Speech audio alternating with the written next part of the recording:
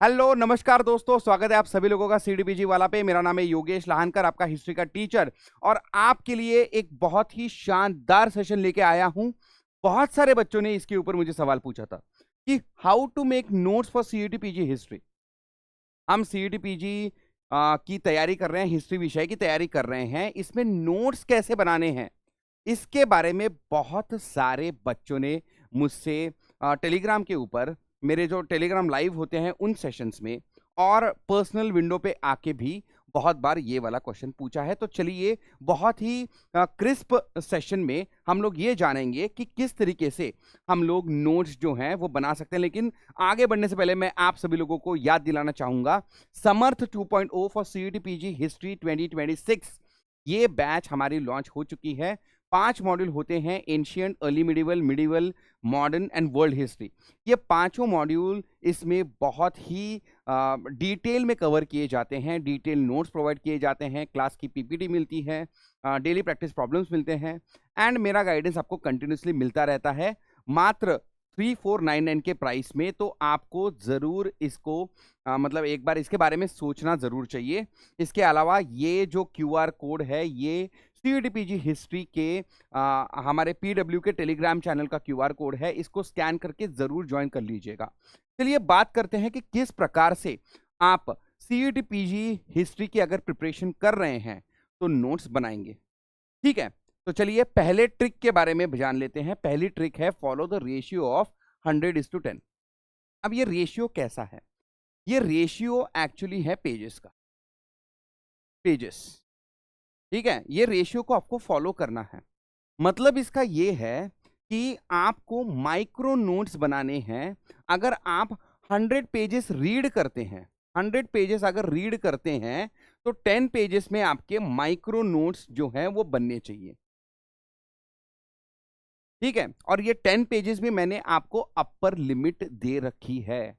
अगर आप 100 पेजेस को 10 आपके लिखावट में, ठीक है, आपकी लिखावट में ये होने चाहिए। अगर आपकी लिखावट के 10 पन्नों में अगर आप 100 पन्नों की इंफॉर्मेशन समेट नहीं सकते तो वो नोट्स कारगर साबित नहीं होंगे। आप एक बात को समझिएगा, सीयूटीपीजी का जो एग्जाम होता है ये सिर्फ और सिर्फ एक दिन में, एक शिफ्ट में खत्म हो जाएगा। 90 मिनट का एग्जाम है, सिर्फ और सिर्फ 1.5 घंटे का एग्जाम है। 75 क्वेश्चंस आएंगे, सारे के सारे एमसीक्यूज होंगे, 90 मिनट्स के होंगे। इस एग्जाम के लिए जब आप रिवीजन करने के लिए बैठेंगे एग्जाम के 2 दिन पहले, 1 दिन पहले, तब क्या आप कोई रेफरेंस बुक ये कर पाओगे, रेफर कर पाओगे? नहीं कर पाओगे। क्या आप इंटरनेट पे यहां वहां जाके सोर्सेज जो हैं उनको आप कंसल्ट कर पाओगे? नहीं कर पाओगे। तो ऐसे में आपके पास क्या होना चाहिए? ऐसे में आपके पास माइक्रो नोट्स होने चाहिए जो आपको इस रेशियो में बनाने हैं। और इसमें भी मैंने आपको बोला है 100:10 का रेशियो आपको फॉलो करना है, जो कि अपर लिमिट है। एक पेज भी ज्यादा नहीं बनाना है आपको। तो यहां पे जब आप ये 100:10 का जो रेशियो फॉलो कर रहे हैं, या फिर अगर आप बहुत ही अच्छे बन चुके हैं माइक्रो नोट्स निकालने में, तो इससे भी कम में 7, 8, 9 पेजेस में भी आप 100 पेजेस की इंफॉर्मेशन को एक्चुअली कलेक्ट करके, कोलेट करके अपने माइक्रो नोट्स बना सकते हैं। तो वो बहुत उम्दा रहेगा आपके लिए। ठीक है, दूसरी चीज, अगर मैं आपको बोल रहा हूं कि 100 पेजेस की जो इंफॉर्मेशन है उसको लगभग लगभग 10 पेजेस के अंदर आपको लाना है आपके नोट्स में, माइक्रो नोट्स में, तो ये कैसे करें? तो उसके लिए आपको पता होना चाहिए what are the omissions and inclusion. क्या छोड़ना है आपकी माइक्रो नोट्स में लिखते वक्त और क्या आपको इंक्लूड करना है। ओमिशंस क्या होंगे एंड इंक्लूजन्स क्या होंगे, ये आपको पता होना चाहिए। फॉर एग्जाम्पल, ओमिशन का एक थंब रूल मैं आपको बताता हूं। थंब रूल ये है ओमिशंस का, anything that is known, anything that you already know, ये आप कभी भी नहीं लिखोगे। That shall not be written, that shall not be a part of your notes. आपको जो कोई भी चीज पहले से पता है वो चीज फिर से एक बार आप अपनी नोट्स में बिल्कुल बिल्कुल नहीं लिखोगे। वही इंक्लूजन किस बात का करोगे? All points new. जो सारे के सारे ऐसे मुद्दे हैं, ऐसे पॉइंट्स हैं जो आपके लिए नए हैं, भले ही दूसरों के लिए शायद नए ना हो, आपके लिए नए हैं, वो आप अपने माइक्रो नोट्स का हिस्सा बना लेंगे। आप ये कहोगे कि सर ये जो आपने कहा है, anything that I already know shell not be a part of my notes, ठीक है, हमने तो मान लिया, लेकिन क्या करें अगर हमें वो चीज एन मौके पे एग्जाम में अगर हमें याद नहीं आई? तो ऐसे सारे बच्चों को मैं सिर्फ इतना ही कहूंगा, खुद के ऊपर भरोसा रखो, आपको याद आ जाएगा। नोट्स बनाते वक्त ऑलरेडी आपको वो चीज याद थी, एग्जाम में भी याद आएगी। आप ज्यादा फोकस इन नए पॉइंट्स के ऊपर करिएगा प्लीज, ठीक है? जो ऑलरेडी पता है उसके ऊपर ज्यादा फोकस मत कीजिएगा, ठीक है? तो यहाँ पे पहले दो मुद्दे मैंने जो है कवर करे हैं। आपको माइक्रो नोट्स बनाने हैं, रेशियो रखना है 100:10 का। 10 का आपका अपर रेशियो है। अगर आप उससे भी कम में आपके माइक्रो नोट्स बनाते हैं, बहुत बढ़िया है। और यहाँ पे देखिए, आपको एक थंब रूल को फॉलो करना है। जो कुछ भी आपको पहले से पता है वो आप बिल्कुल अपने माइक्रो नोट्स में इंक्लूड नहीं करेंगे, सिर्फ और सिर्फ वो पॉइंट्स इंक्लूड करेंगे जो आपके लिए नए हैं। चलिए अगला वाला जो पॉइंट है वो हम लोग देख लेते हैं। Use keywords not sentences. पहले दो मुद्दों को जो मैंने अभी तक डिस्कस किए हैं उनके लिए ये जो है एक एक पूरक पॉइंट है, ठीक है? अगर मैं आपसे ये कह रहा हूं कि 100 पेजेस की इंफॉर्मेशन आपको सिर्फ और सिर्फ 10 पन्नों में लानी है, तो उसके लिए आप पूरे के पूरे सेंटेंसेस कभी यूज नहीं कर पाएंगे ना।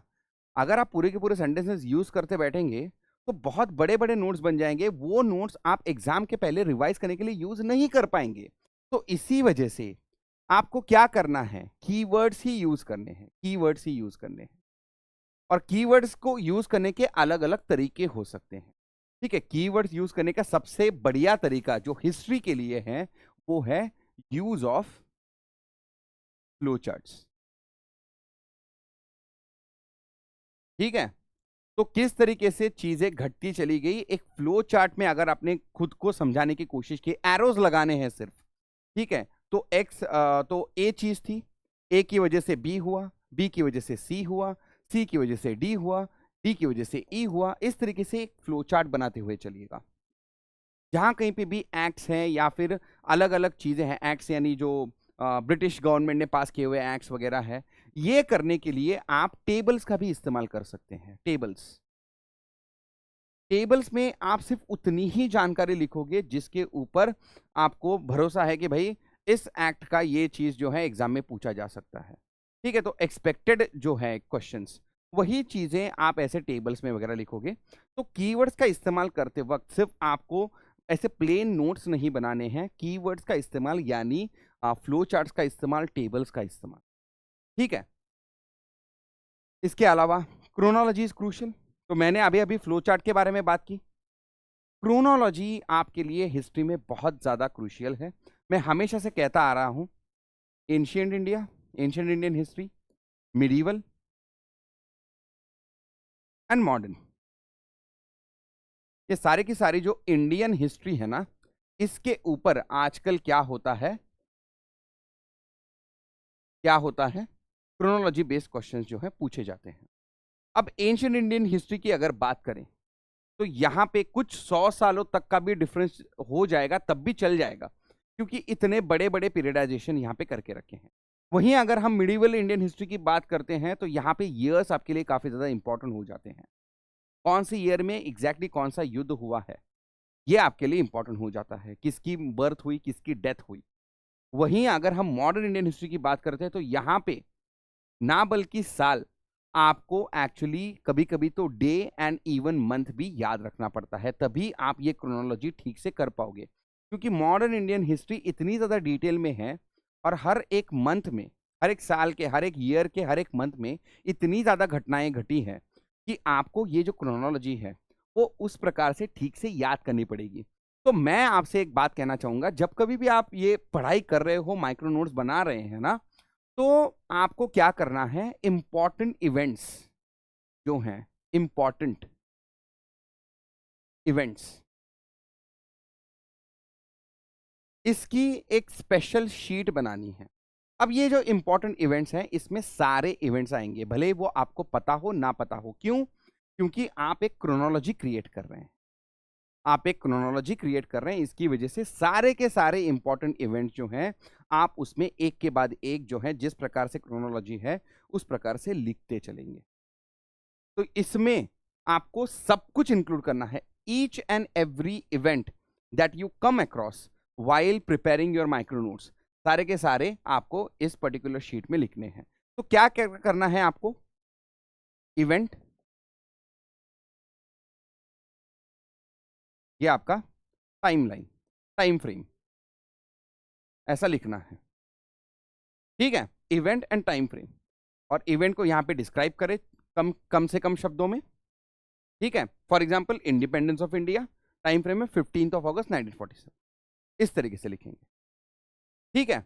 और यहां पे मैं जानबूझ के फिर से एक बार रिपीट कर रहा हूं, यहां पे जो इवेंट्स आपको पता है वो भी आप लिखोगे ताकि आप इनको क्रोनोलॉजी में समझ सके कि कौन सा इवेंट किसके बाद आया है, कौन सा इवेंट किसके पहले आया है, ठीक है? तो जो चीज मैंने नोट्स बनाते वक्त बोली थी कि जो चीज आपको पता है वो बिल्कुल नहीं लिखोगे, वो यहाँ पे क्रोनोलॉजी में लागू नहीं होती। क्यों? क्योंकि क्रोनोलॉजी आपको समझनी पड़ती है। बहुत सारे ऐसे इवेंट्स होंगे जो आपको पता होंगे, बहुत सारे ऐसे इवेंट्स होंगे जो आपको नहीं पता होंगे, लेकिन आपको क्रोनोलॉजी में देखना क्या है, कौन सा इवेंट किसके पहले हुआ, कौन सा इवेंट किसके बाद में हुआ, ये आपको पता होना चाहिए। और इसके लिए आपके पास पूरी जानकारी होना इंपॉर्टेंट है, और इसीलिए मैंने क्रोनोलॉजी में सारे के सारे इवेंट्स आपको ऐड करने के लिए बोला है, ठीक है? चलिए आगे बढ़ते हैं। अगर ये हो पाए तो बहुत बढ़िया, उम्दा। क्या है कि भाई देखो, 1 page is equal to 1 topic, 1 page is equal to 1 topic. अगर आपसे ये हो पाया कि पूरा का पूरा एक टॉपिक है, इसको आपने एक पन्ने में निपटा दिया, बहुत बढ़िया हो जाएगा। फॉर एग्जाम्पल, अगर हम हड़प्पन सिविलाइजेशन के रिलीजन के बारे में चर्चा कर रहे हैं, तो रिलीजन के बारे में जो कोई भी पॉइंट होगा, सारे के सारे पॉइंट्स 100:10 का रेशियो फॉलो करते हुए आपने सिर्फ एक पन्ने में खत्म कर दिए। उसके बाद आपको हड़प्पन सिविलाइजेशन के रिलीजन का अभ्यास करने के लिए और कहीं जाने की जरूरत नहीं है, आपने एक टॉपिक को एक पन्ने में खत्म कर दिया। ये होता है आपके माइक्रो नोट्स का पावर। अगर आप ये कर पाए ना, तो भाई आपका जो सिलेक्शन है, कोई भी एग्जाम हो, आपका पक्का होने वाला है सिलेक्शन, ठीक है? करना बहुत मुश्किल है, मैं भी आज तक इसको पूरी तरीके से नहीं कर पाया हूं, ठीक है? लेकिन खैर कोई बात नहीं, कंपैरेटिव टेबल्स को भी ऐड करने की कोशिश कीजिए। ये ज्यादातर मैं इसमें करने को बोलता हूं, इंडियन हिस्ट्री के लिए करने को बोलता हूं। खैर वर्ल्ड हिस्ट्री का सिलेबस वैसे भी बहुत कम है, लेकिन खैर जब बाद में आप यूजीसी नेट की पढ़ाई करेंगे, सीयूईटी पीजी पास करने के बाद, अच्छे कॉलेज में अच्छे यूनिवर्सिटीज में एडमिशन मिलने के बाद, जब आप यूजीसी नेट की पढ़ाई करना शुरू कर देंगे, तब मैं वर्ल्ड इवेंट्स के लिए भी आपको कंपैरेटिव टेबल्स लाने के लिए बोलूँगा। लेकिन अभी के लिए क्या करना है, देखिए, हम ऐसे बहुत सारे राजा वगैरह होते हैं जिनको कंपेयर करके पढ़ते हैं, right? For example Alauddin Khilji, उसके बाद शेरशाह सूरी, फिर अकबर, इनको हम ज़्यादातर कंपेयर करते हैं। इनका एक कंपैरेटिव टेबल ऐड करिएगा, या फिर the changes that were introduced by various acts, ठीक है? तो इस एक्ट में क्या हुआ, इस एक्ट में क्या हुआ, इस एक्ट में क्या हुआ। तो ब्रिटिश लोगों ने इंडिया में बहुत सारे एक्ट्स पास किए हैं, कंपैरिजन कीजिएगा कि कौन सी इसमें गवर्नर जनरल को गवर्नर ऑफ बंगाल को गवर्नर जनरल ऑफ बंगाल बनाया, फिर कब उसको गवर्नर जनरल ऑफ इंडिया बनाया, ठीक है? फिर वो कब वॉइसरॉय बना, ठीक है? और फिर कब वो governor general of Indian union बना। इस तरीके की चीजें जो होती हैं वो आपको कंपैरेटिव टेबल में ज्यादा अच्छे तरीके से समझ में आती है। ये कहाँ पे यूज करेंगे आप? कंपैरेटिव टेबल्स जो हैं ये ज्यादातर आपको एक जो कंटिन्यूअस इवेंट्स होते हैं ना, कंटिन्यूटी में कंटिन्यूअस इवेंट्स जो होते हैं, उनमें आपको कंपैरेटिव टेबल्स यूज करने का मौका जो है मिल जाएगा, राइट? इसके अलावा यूज ऑफ नेमोनिक्स, ये तो भाई बहुत पुरानी तरकीब है। देखिए, कोई भी अगर आपको ये कह रहा है कि किसी भी एग्जाम में आपको कोई चीज इसका रट्टा नहीं मारना पड़ेगा, तो वो आपसे झूठ कह रहा है। देखिए, भारत में आज जो कोई भी एग्जाम्स हो रही हैं, इसका एक बहुत बड़ा हिस्सा जो है ये रोट लर्निंग के ऊपर बेस्ड है। ये आपका मेमोरी बेस्ड एग्जाम्स ही ज़्यादातर लिए जाते हैं।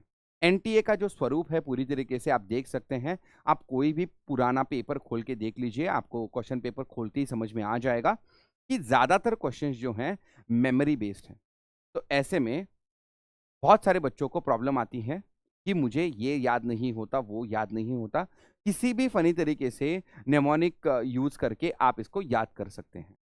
फॉर एग्जाम्पल, जो दिल्ली सल्तनत के जो घराने जो वंश हैं, ठीक है, तो क्या क्या है, वो गुलाम है, खिलजी, तुगलक, सैयद और लोदी। ठीक है, तो इसको आप कैसे याद रख सकते हैं? एक काफी पॉपुलर निमोनिक है इसका, गुलाब खिले तो सब लाल। गुलाब खिले तो सब लाल।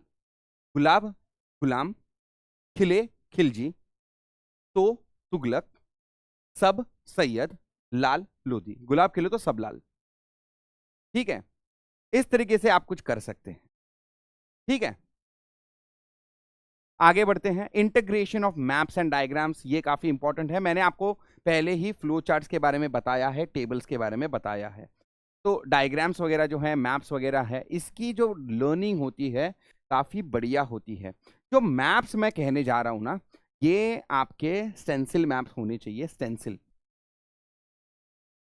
स्टेंसिल का इस्तेमाल कीजिएगा। और स्टेंसिल का जब आप इस्तेमाल कर रहे हो तो वहां पे जो प्लॉटिंग होगी वो प्लॉटिंग बाय हैंड होगी। Plotting by hand, plotting by hand. Stencil का मतलब होता है वो जो आउटलाइन वाला मिलता है, जिसको आप अगर कागज के ऊपर रखोगे और ऐसे मतलब पेन से ये करोगे तो आपका मैप बन जाएगा। ठीक है, उसको स्टेंसिल बोलते हैं। उस स्टेंसिल का इस्तेमाल करके आप मैप जो है बना सकते हैं। और जो कुछ भी चीज आप पढ़ रहे हो ना, उसका एक मैप जोड़ दीजिएगा साथ में। तो जब कभी भी आप एक टॉपिक पढ़ रहे हो, उसको उस मैप के जरिए पढ़ने में जितना आपको समझ में आएगा, उसको आप कंपेयर करोगे मैप के साथ, जितना आपको समझ में आएगा उतना ज़्यादा समझ आपको और दूसरे किसी भी सोर्स से नहीं आएगा। ठीक है, फॉर एग्जाम्पल, अगर आप पैलेलिथिक एज पढ़ रहे हैं, अगर आप हड़प्पन सिविलाइजेशन पढ़ रहे हैं, अगर आप वैदिक सिविलाइजेशन पढ़ रहे हैं, हर जगह पे जहाँ कहीं पे भी आर्कियोलॉजिकल फाइंडिंग्स मिली हैं उस पर्टिकुलर एज की, उसका अगर आपने एक मैप बना दिया तो आपको और ज़्यादा अच्छे तरीके से समझ में आएगा। अगर आप मौर्य साम्राज्य के बारे में पढ़ रहे हैं, तो अशोका के जो पिलर इंस्क्रिप्शंस हैं, मेजर रॉक एडिक्ट्स हैं, वो कहाँ कहाँ पे पाए जाते हैं, उसका एक मैप बना दीजिए। हर एक राजवंश का जो पॉलिटिकल हिस्ट्री है उसका एक मैप बन सकता है। वो आप खुद से अगर हाथ से बनाएंगे तो आपको ज्यादा समझ में आएगा। ठीक है, तो मेरे ख्याल से these all were important this thing points. एक लास्ट का पॉइंट जो मुझे आपसे बात करनी है, use PYQs to understand repetitive topics. आपको पीवाई क्यूज को मतलब इस तरह से यूज नहीं करना कि सारा रट्टा मार दिया कि पीवाई क्यू में कौन सा क्वेश्चन आया था, उनके क्या 4 ऑप्शंस थे और उस करेक्ट ऑप्शन कौन सा है ये मुझे पता है। नहीं, ये सही तरीका नहीं है। देखिए, पीवाई क्यूज जो है, आप एक समझिए, इनके वापस से रिपीट होने के चांस लगभग ना के बराबर है। रिपीटेशन, रिपीटेशन के चांसेस इज इक्वल टू ना के बराबर, है ना? तो इसका मतलब क्या है, आपको ये समझना होगा कि पीवाई क्यूज का इस्तेमाल हमें काफी अच्छी तरीके से करना आना चाहिए। आपको ये समझना चाहिए कि किस तरह के क्वेश्चन आए हैं। तो what are the types of questions,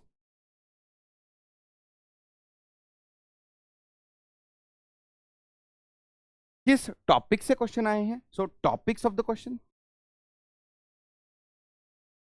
किस सेक्शन से ज्यादा क्वेश्चन आए हैं, ancient, early medieval, medieval, modern.